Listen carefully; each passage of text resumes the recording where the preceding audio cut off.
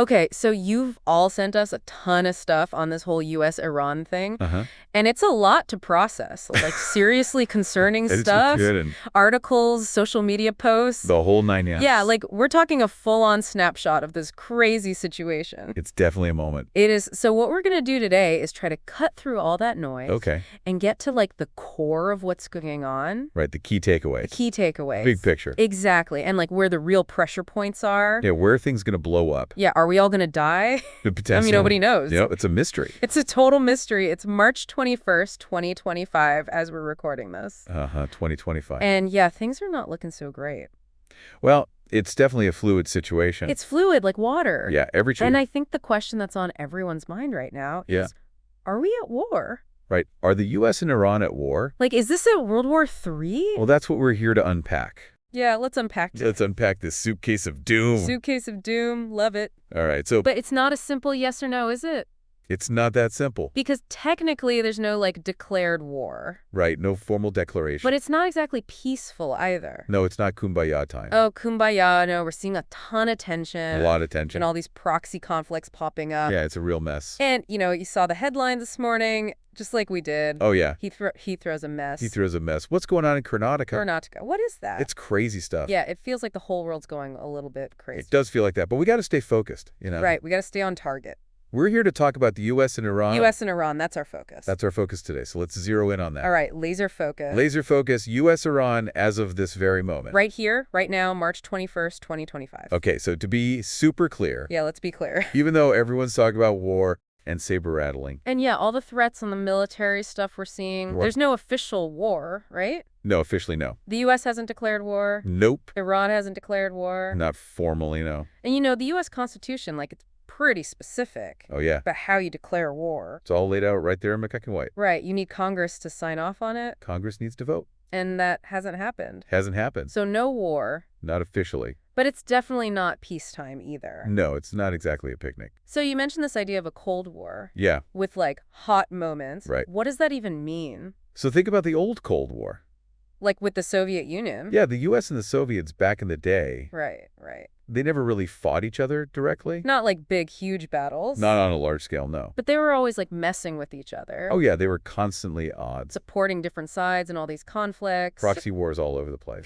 Proxy wars. Yeah. And that's kind of what we're seeing now, right? That's the parallel I'm drawing. With the U.S. and Iran? The U.S. and Iran are in this weird dance. They're not, like, you know, shooting at each other directly. Not in a full-scale conventional war, no. But they're totally involved in all these other conflicts. Oh, yeah. Through their allies and these proxy forces. These proxies are doing the dirty work. Doing the dirty work, exactly. That's dangerous, right? It's super dangerous. Because it's like one wrong move. One miscalculation. And things could explode. Things could escalate very quickly. It's like playing with fire. Yeah, it's a very delicate and dangerous game they're playing. Okay, so let's talk about these proxy conflicts. Let's dive into the nitty-gritty. Because that seems to be where this whole Cold War is actually happening. Right, where the rubber meets the road. Yeah, where people are getting hurt and stuff. Unfortunately, yes. So who's Iran supporting? Well, they've got their fingers in a lot of pies. Give us some examples. All right, so you've got the Houthis in Yemen.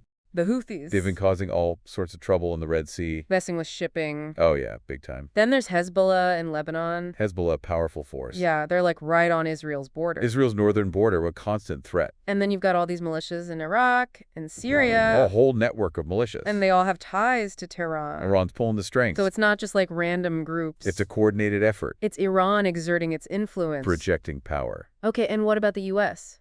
The U.S. isn't just sitting on the sideline. They've got their own allies. Of course. Israel is a key ally. And the U.S. gives them a ton of support. Military aid, intelligence sharing, the works. So it's like this proxy war by proxy. A proxy war squared. It's getting complicated. It's a tangled web, for sure. And these proxy fights have gotten way worse. Oh, yeah, they've intensified significantly. Since the Gaza war started. Back in October 2023. So that was like a turning point. A major escalation. And now everyone's on edge. Tensions are running high. Okay, so let's talk about President Trump. Okay. He started his second term back in January. January 2025. And it's pretty clear he's taking a harder line on Iran. Oh, yeah, he's not messing around. Like, remember those military strikes on March 15th? Against the Houthis in Yemen. Yeah, that was a pretty big deal. A significant show of force. And it was a direct response to those Red Sea attacks. The message to Iran was loud and clear. Back off or else. Or face the consequences. And then there were those Trump posts on X. Oh, yeah. Remember that whole hell will rain down upon you thing? Classic Trump. It wasn't exactly diplomatic. No, not very And diplomatic. it definitely sent a message. Oh, yeah. It was a clear signal of his intentions. He's not afraid to be confrontational. No, he's not one to back down from a challenge. And there was more on X, too. Like, around March 8th, there were reports from Fox News saying that the U.S. was threatening military action. Against Iran. Yeah, if they didn't agree to negotiate on their nuclear program. Right, the nuclear issue is a major sticking point. And then by March 14th, Okay. Reuters was reporting that Iran had rejected those offers. So the diplomatic route seems to have hit a dead end. Yeah, it looks like nobody's talking anymore. It did not in a productive way. And then there's this whole Alien Enemies Act thing. Oh, yeah. That's a bit of a wildcard. It happened on March 15th, same day as the strikes in Yemen. Right, a busy day. At first, it was all about Venezuelan gangs. Right, targeting those criminal organizations. But the sources we have, they suggest it could be used more broadly. Yeah, against Iran-linked threats. Like it's part of this whole invasion narrative. Right, framing the situation in more dire terms. And that's potentially a really big deal. It's definitely significant. Because the Alien Enemies Act, it gives the president a lot of power. Oh, yeah. A lot of leeway in times of war. Even if there's no official war declaration. Right. That's the key point. So, like, they're setting the stage. Preparing for potential escalation. And then there was that national emergency declaration at the border. Back in January. With the troops and the cartels and all that. Right, a domestic show of force. Our sources say it wasn't directly about Iran. Right. But it shows how Trump's willing to use the military. He's not afraid to flex his muscles. No, he's not. Whether it's at home or abroad. Okay, so what about Iran? How are they reacting to all this? They don't seem too happy about it. No, they're not exactly rolling over. So tell me about it. Well, on March 13th, Okay. we saw those X posts about the Supreme Leader's message to Trump. Yeah, what did he say? Basically, he said Iran won't negotiate, No negotiations. and they're ready to fight back if attacked. So that's a pretty strong stance. Yeah, a defiant message. And then today, March 21st, Just this morning. the foreign minister said they're watching U.S. troop movements. They're monitoring the situation closely. So they're basically saying they're ready for anything. They're prepared to escalate if necessary. And we've seen what they can do, right? Oh, yeah, they've shown their capability. Like those ballistic missile strikes on Israel. Back in October 2024. That was a pretty big deal. A major demonstration of force. And they're still supporting Hezbollah and the Houthis. And wavering support. So they're not just talking. They're willing to back up their words with action. Okay, so let's talk about some of the military stuff that's been happening. Okay, the military posturing. Like the U.S. deploying those B-2 stealth bombers. Against Houthi targets. Back in October last year, Yeah. one of our sources called it a dry run for a strike on Iran. A chilling thought. Yeah, it's kind of scary. It's a clear signal that the U.S. is prepared for any eventuality. And then they sent that TOD anti-missile system to Israel. Bolstering defenses in the region. So it's like they're getting ready for something big. It certainly looks that way. And then there was that drone strike in Jordan. Back in January. Some U.S. soldiers were killed. The tragic incident.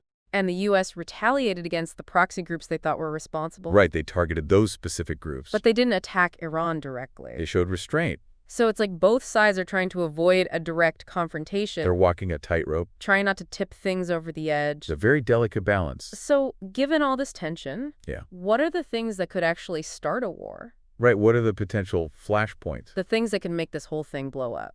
Well, there are a few key areas of concern. Okay, hit me with them. First and foremost, Iran's nuclear program. Right, that's a big one. Their breakout time is incredibly short now. Breakout time meaning? The time it would take them to make a nuclear bomb? Oh, wow. The Atlantic Council says it's only 1 to 2 weeks. That's terrifying. It's a very short time frame. And Trump has said he won't let Iran get nukes? He's drawn a line in the sand. So if diplomacy fails, Which it seems to have. he might take military action. It's a real possibility. Okay, what else? Well, there's the constant tension between Israel and Iran. Right, they've been going at it for a while. A shadow war. And the U.S. is Israel's biggest ally. A close partnership. So if things get really bad between Israel and Iran. The U.S. could get dragged into the conflict. Okay, that's scary. It's a powder cake.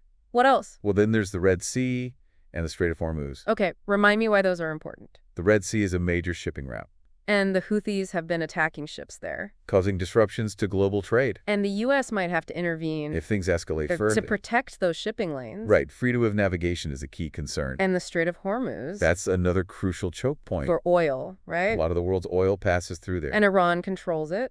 They have a lot of influence over that waterway. So if they shut it down, It would cause a global energy crisis. and the U.S. would definitely get involved. There's no way they would stand for that. Okay, so with all these potential triggers, Yeah. it's kind of a miracle we haven't had a war yet. It's a tense situation for sure. But what's stopping it? Why haven't things boiled over? Why are we still here? Well, our sources suggest a few reasons. Okay, lay them on me. First off, both sides seem to want to avoid a big war, a full-blown direct conflict. Nobody wants that. It would be devastating for everyone involved. So it's like a mutual understanding. A kind of unspoken agreement. To keep things from getting too crazy. To manage the escalation. Okay, and what else? Well, there are domestic factors to consider, too. Yeah, like what's going on inside each country. Exactly. So for Trump, he's focused on the economy. Domestic financial restructuring. And wars are expensive. Very expensive. So he might not want to start another one. It's a drain on resources. And what about Iran? Well, they're hurting from those sanctions. Their economy's struggling. So a war would make things even worse. It would cripple them further. So they have to be careful, too. They're in a tough spot. Okay, but even with all that, it still feels like war is a real possibility. It's definitely not off the table. It's like we're on the edge of a cliff. Teetering on the brink. And one little push could send us over. One wrong move could be catastrophic. So what could that push be? What could trigger a full-blown war? Give me some examples.